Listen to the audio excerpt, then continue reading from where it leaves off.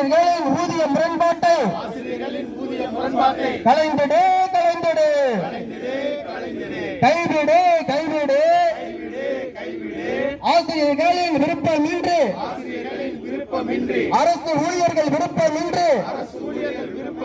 மாதந்தோறும் கட்டாய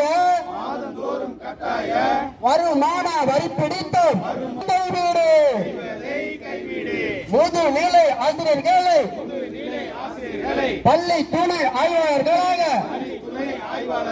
முதுநிலை ஆசிரியர்களை பள்ளி துணை ஆய்வாளர்களாக